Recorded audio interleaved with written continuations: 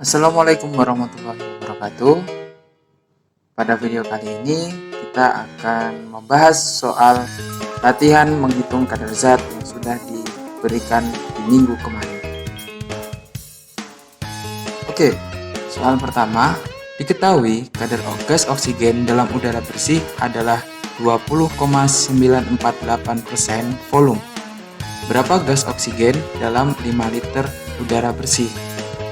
Maka di sini diketahui volume udara bersihnya adalah 5 liter dan kadar oksigen dalam udara bersih itu adalah 20,948%.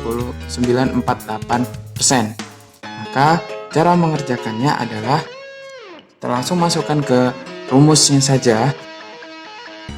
Persen O2 sama dengan volume O2 dibagi volume udara dikali 100%. Kita masukkan angkanya, jadi 20,948% sama dengan volume O2 dibagi volume oksigennya, yaitu 5,0 liter dikali 100%.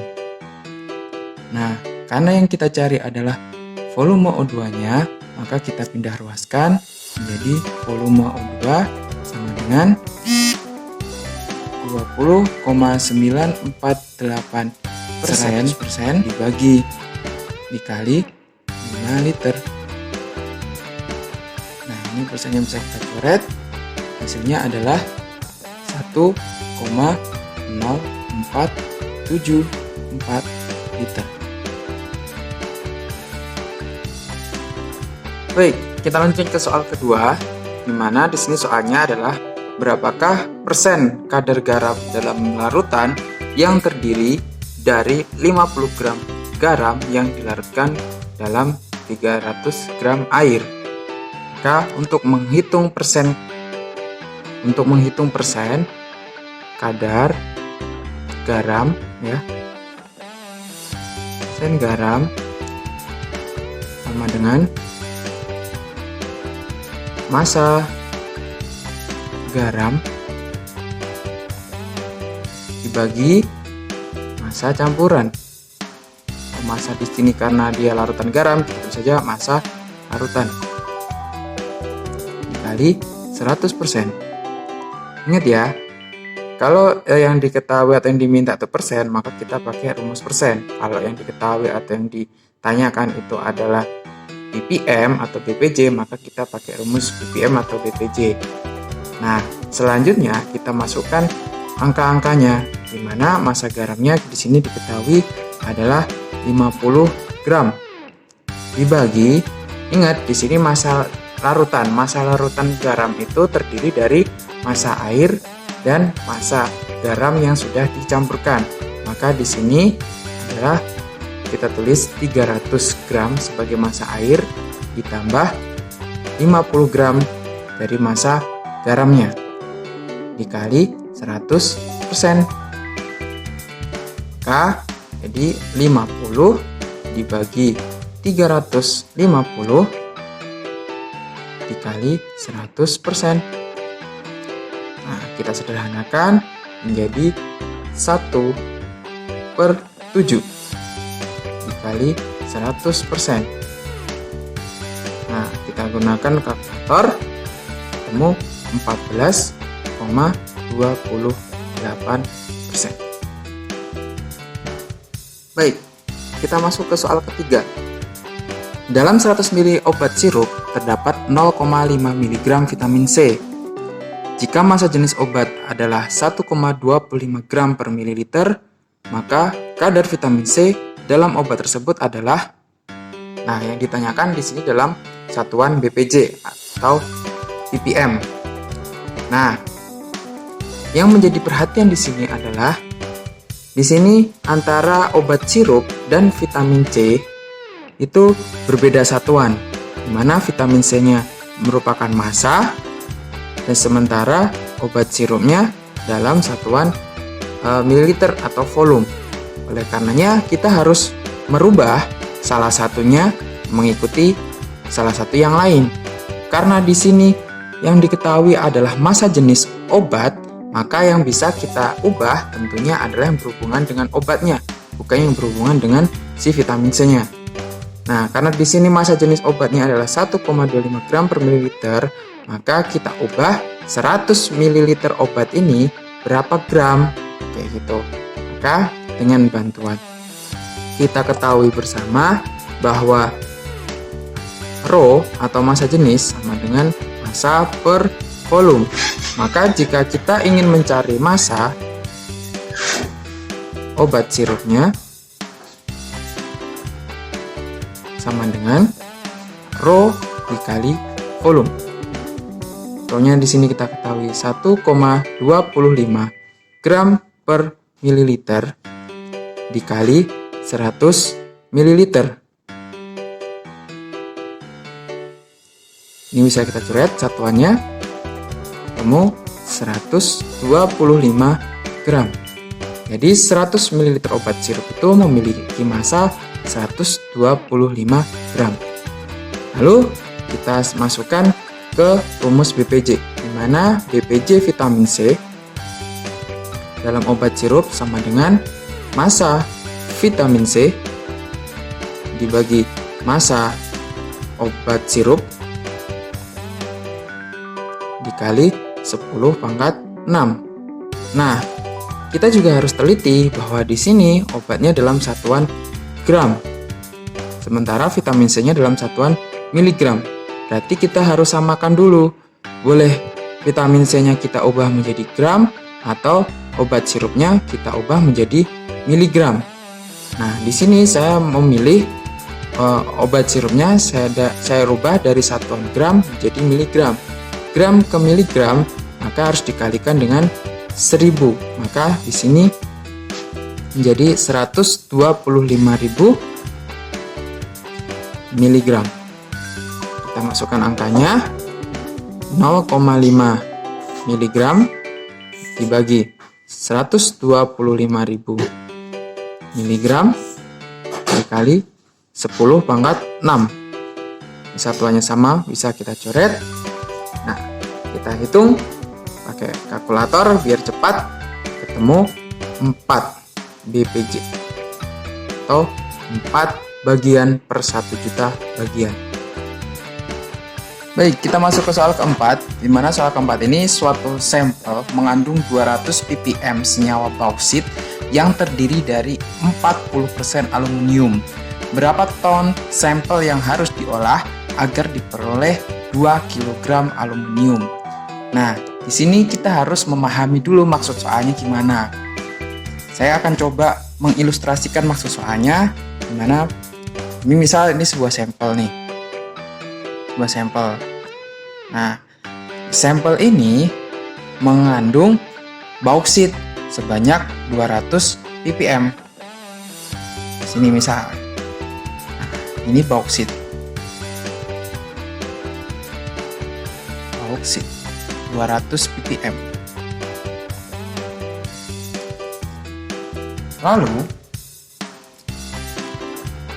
di dalam 200 ppm bauksit ini 40% dari 200 ppm itu ada aluminiumnya. Jadi di sini itu ada aluminiumnya. Kadarnya adalah 40% dari bauksit. Nah, yang ditanyakan ketika aluminiumnya di sini yang diinginkan adalah 2 kg, maka berapakah sampelnya? Berapakah sampel ini ya? Sampel keseluruhannya? Itu maksud dari soalnya. Maka di sini kita harus mencari kadar aluminium di dalam sampel, bukan kadar aluminium dalam bauksit. Yang diketahui di soal adalah kadar aluminium di dalam bauksit. Nah, untuk mencari kadar aluminium dalam sampel, maka bisa kita tulis di sini karena bauksitnya pakai ppm, maka kita pakai ppm dari aluminium di dalam sampel.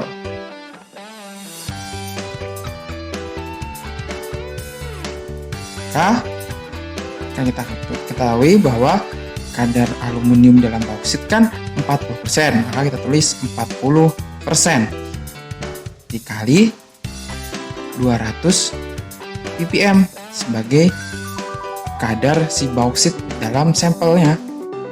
Nah, kita hitung 40% ini kita tulis sebagai 40/100 dikali 200 ppm. Di sini kita nolnya bisa kita tulis seperti ini. Tinggal 2 dikali 40 ketemu 80 ppm. Nah, 80 ppm ini adalah kadar aluminium di dalam sampel.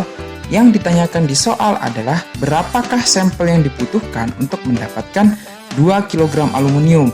Maka tinggal kita masukkan ke rumus ppm aluminium sama dengan massa aluminium dibagi massa sampel dikali 10⁻⁶. Nah, massa aluminium yang diinginkan adalah 2 kg. Di sini kita tulis 2 kg dibagi, kita ibaratkan di sini X. Nah, dikali 10⁻⁶. ppm aluminiumnya kan sudah diketahui 80 ppm. Kita tuliskan di sini 80. Maka berapakah nilai X? Kita tinggal pindah ruas ya. Jadi di sini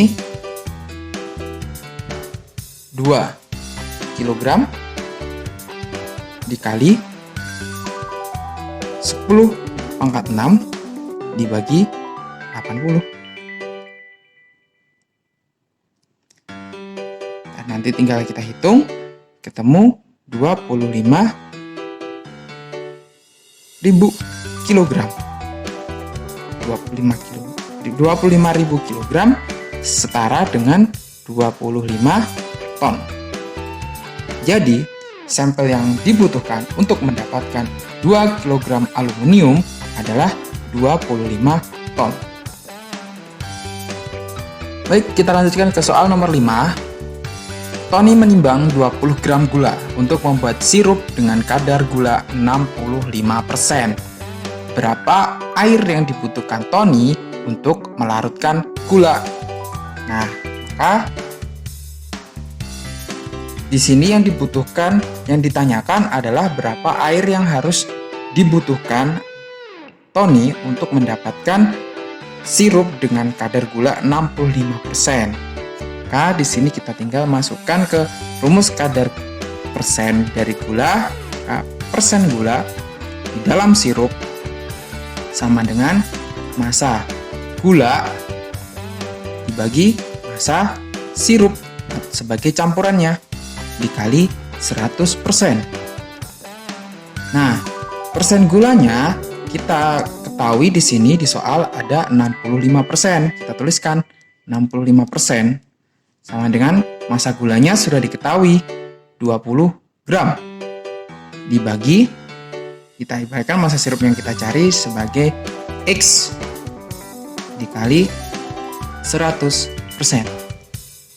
Maka kita pindah ruaskan menjadi X sama dengan 20 gram dikali 100% dibagi 65%. Ini persennya bisa kita coret karena sama, ditemukan 30,77 gram. Nah, yang perlu diingat di sini, jawaban ini bukan jawaban yang diinginkan oleh soal, karena soal yang diinginkan adalah air yang dibutuhkan Tony. Sementara yang kita cari di sini adalah massa sirup, di mana sirup itu adalah campuran antara air dan gula. Maka di sini untuk mengetahui massa air, nah massa sirup dikurangi massa gula. Nah, di sini massa sirupnya kita ketahui 30,77 gram dikurangi massa gula 20 gram. Hasilnya adalah 10,77 gram. ini adalah air yang dibutuhkan Tony untuk membuat sirup tersebut. Soal nomor 6. Sebanyak 30 ml etanol dimasukkan ke dalam gelas ukur. Lalu ke dalam gelas ukur tersebut ditambahkan air hingga volumenya 150 ml. Berapakah kadar etanol dalam campuran tersebut di dalam persen? Nah, ini sangat gampang ya. Kita tuliskan rumus persen etanol sama dengan volume etanol dibagi volume campuran dikali 100%. Nah, yang di sini volume etanol adalah 30 ml. Nah, yang banyak salahnya di sini adalah memahami soal. Di soal dituliskan lalu ke dalam gelas ukur tersebut ditambahkan air hingga volumenya 150. Bukan ditambahkan air 150 ml. Berarti volume campurannya adalah yang ini, 150 ml. Karena kata-katanya ditambahkan air hingga, bukan ditambahkan air sebanyak. Jadi bisa dipahami ya bedanya. Tinggal dituliskan 150 ml dikali 100%. Ini bisa kita coret karena sama satuannya. 30 dibagi 150 sama dengan 1/5 kali 100% sama dengan 20%. Nah, inilah kadar etanol di dalam campuran tersebut. Baik, kita lanjutkan ke soal nomor 7. Kadar gas hidrogen dalam udara bersih adalah 0,0005% volume. Nyatakan kadar tersebut dalam satuan ppm. Jadi, kita merubah dari kadar persen menjadi kadar ppm. Nah, coba ya, kita tuliskan rumus persen dulu. Rumus kadar persen gas hidrogen adalah volume hidrogen dibagi volume udara dikali 100%. Sementara kadar ppm gas hidrogen sama dengan volume gas hidrogen dibagi volume udara dikali 100%. Nah, lihat kedua persamaan tersebut. Dari dua persamaan ini, ini harusnya 10 pangkat 6, bukan 100% ya. Nah, dari dua persamaan ini, antara persamaan 1 dan persamaan 2, kita ketahui ada persamaan di antara keduanya, yaitu ini. Yang membedakan mereka hanya ketika persen dikali 100%, sedangkan pada ppm dikali 10 pangkat 6. Oleh karenanya, dengan kita mencari ininya, perbandingan antara volume H2 atau hidrogen dengan volume udara, maka kita bisa menghitung kadar persen ini menjadi kadar ppm. Nah, selanjutnya kita coba mencari ininya dulu dari persen hidrogen. Maka di sini kita tulis persen hidrogennya adalah 0,0005% sama dengan volume hidrogen dibagi volume udara dikali 100%. Maka kita pindah ruaskan, volume hidrogen dibagi volume udara adalah 0,0005% dibagi 100%. Seperti ini. Karena ini persennya sama, bisa kita coret. Seperti ini. Hasilnya adalah Ini 1, 2, 3, 4. Jadi ini 5 kali 10 pangkat negatif 4 ya, dibagi 100 itu kita bisa tulis 10 pangkat 2. Nah, dengan seperti ini, kalau ini naik ke atas, tandanya kan menjadi negatif ya. Kalau dijumlahkan berarti 5 kali 10 pangkat negatif 6. Maka di sini perbandingan antara volume hidrogen dengan volume udara adalah 5 kali 10 pangkat min 6. Tinggal kita masukkan ke rumus ini.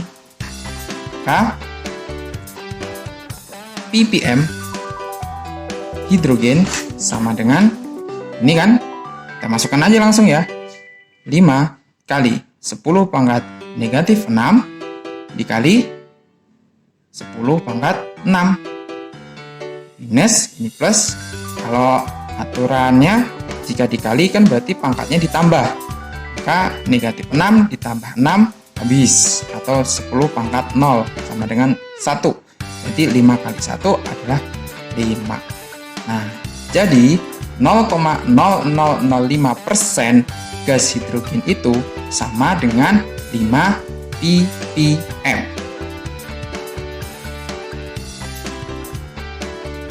Selanjutnya, kita sampai ke soal nomor 8, soal terakhir. Nah, sebanyak 40 gram NaCl dilarutkan ke dalam 125 ml pelarut. Jika diketahui massa jenis pelarut tersebut adalah 980 kg per desimeter kubik, berapa persen massa NaCl dalam campuran tersebut? Kira-kira ada yang janggal nggak? Ya, kalau menurut saya ini salah di soalnya. Pelarut yang memiliki massa jenis 980 kg per desimeter kubik itu bisa dipastikan tidak ada. Ya. Mungkin ini harusnya 980 kg per meter kubik.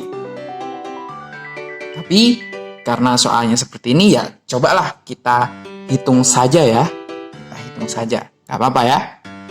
Kita hitung saja sesuai dengan soalnya. Jadi kita tidak merubah soalnya. Kita ikut aja soalnya. Karena masih bisa dikerjakan, walaupun di dalam kenyataannya ini hampir dipastikan tidak ada pelarut yang memiliki massa jenis 980 kg per desimeter kubik. Nah, karena di sini itu soalnya sama ya, seperti soal-soal sebelumnya. Di sini ada 40 gram NaCl dilarutkan ke dalam 120 ml pelarut. Nah, di sini ada perbedaan, yaitu NaCl-nya dalam massa, sedangkan pelarutnya dalam volume. Maka salah satu kita harus ubah mengikuti salah satu yang lain. Nah, dengan bantuan massa jenis, karena yang diketahui di sini adalah massa jenis pelarutnya, maka kita harus merubah dari volume pelarut itu menjadi berapa gram atau berapa kilogram dalam satuan massa. Seperti itu. Nah, yang menjadi diperhatikan lagi adalah di sini massa jenisnya satuannya adalah 980 kg per desimeter kubik. Sedangkan pelarutnya adalah mililiter. Mililiter itu sama dengan sentimeter kubik. Maka di sini kita harus merubah massa jenis ini menjadi massa jenis dalam satuan mililiter, atau mililiternya ini kita rubah menjadi desimeter kubik. Nah, di sini saya memilih massa jenisnya saya rubah menjadi mililiter atau sentimeter kubik, dan massanya jadi kilogram menjadi gram karena mengikuti si NaCl ini. Nah, kita coba ya, kilogram per desimeter kubik. Nah, kita ingin merubahnya menjadi gram per sentimeter kubik. Jadi seperti itu. Nah, di sini kita coba kilogram ke gram itu harus dikali berapa? Kilogram ke gram berarti dikali 1000 ya. tulis di sini 1000 dikali 1000. Nah, lalu desimeter kubik ke sentimeter kubik atau mililiter itu konversinya dikali berapa? Ya, dikali 1000. Nah, jadi kilogram per desimeter kubik menjadi gram per sentimeter kubik itu harus dikali 1000 per 1000. Atau karena ini sama, maka sama dengan 1. Maka 980 kg per desimeter kubik itu sama dengan 1 gram per sentimeter kubik dikali 980. Ketemu 980 gram per sentimeter kubik. Jadi seperti ini. Ya. Nah, selanjutnya kita merubah volume pelarut menjadi massa. Kita ketahui bahwa massa sama dengan Rho dikali volume. Rho-nya itu 980 gram per sentimeter kubik dikali 125 mililiter. Nah, karena mililiter dan sentimeter kubik itu sama atau setara, maka bisa kita coret. Sini dihasilkan 122.500 gram. Ini adalah massa dari 120 mili pelarut. Nah, selanjutnya kita masukkan ke rumus persen. Persen NaCl dalam larutan tersebut berarti massa NaCl dibagi massa larutan dikali 100%. Nah, di sini 40 gram dibagi, ingat massa larutannya itu berarti massa pelarut ditambah massa si NaCl. Berarti di sini 122.500 ditambah 40 gram dikali 100%. Maka di sini coba kasihin ya. 40 gram dibagi 122.540 gram dikali 100%. Karena satunya sama bisa kita coret. Kita hitung pakai kalkulator. Temukan 0,0326%. Jadi kadar NaCl dalam larutan tersebut adalah 0,0326%. Nah, demikian pembahasan soal latihan menghitung kadar zat dari nomor 1 sampai nomor 8. Silakan dipelajari dan dipraktekkan lagi di rumah masing-masing. Terima kasih sudah menonton dan mohon maaf jika ada salah-salah ataupun ada kekurangan dalam menjelaskan. Jika ada pertanyaan boleh ditanyakan langsung atau dituliskan lewat Google Classroom. Assalamualaikum warahmatullahi wabarakatuh.